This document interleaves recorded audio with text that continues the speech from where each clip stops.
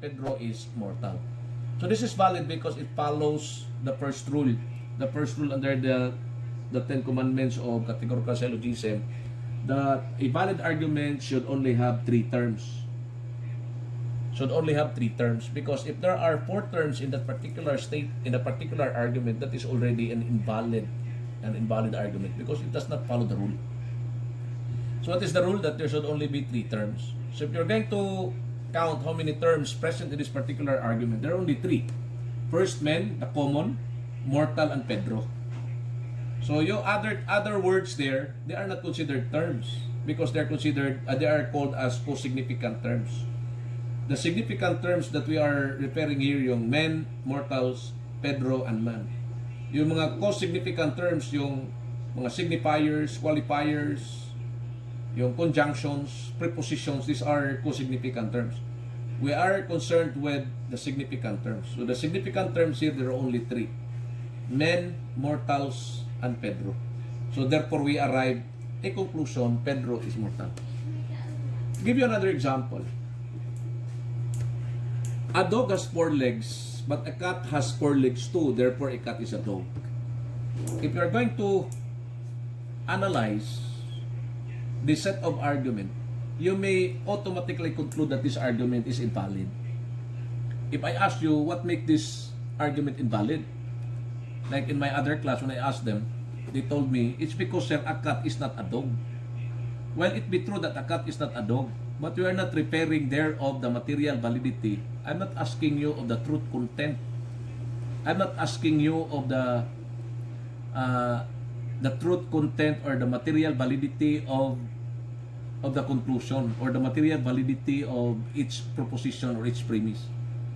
I'm asking you of formal validity. The question there, does it follow the rule? Does it follow the rule or the rules?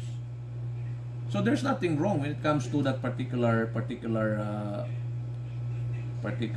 argument. Kasi tinanggal natin yung common denominator, ang naiwan na lang is a cat is a dog. While it may be valid, but it does not necessarily mean that it is a sound argument. Kasi tingnan mo yung first rule. Tingnan mo yung first rule, meron man siyang three terms lang. No, three terms. So it seems that it is invalid, but actually it's valid. It's valid. But the question there on material validity, the question is asked, is it materially valid or is it really sound? So that's the question. The second type is what we call material, or I'd like to change it to sound, not the nomenclature. It's based on the truth content or meaning of statement involved in reasoning. What is the meaning? Question there, is it really true? Is the statement true in reality? Is it true in the actual order of things? Or according to the very identity of that particular statement, does it entail any meaning at all? So if the answer there is no, therefore it is false, that's what makes it materially invalid, or shall I say, I'd like to use the word sound. It is concerned with the aspect of the subject matter or content or truth of the argument. So just in a manner of speaking, we can just simply say, is the statement true or false in reality? Simple as that. Give you an example. A ruler is 12 inches long, but Pinoy is a ruler. Therefore, Pinoy is 12 inches long. You see, there is what we call an equivocal term here. It seems that this is valid. This is a valid argument. But what makes it problematic is the presence of equivocal term. What is an equivocal term? Terms might have the same spelling and same sound but different meaning. They may have the same spelling, different sound, different meaning. For as long as they have different meaning, that is equivocal.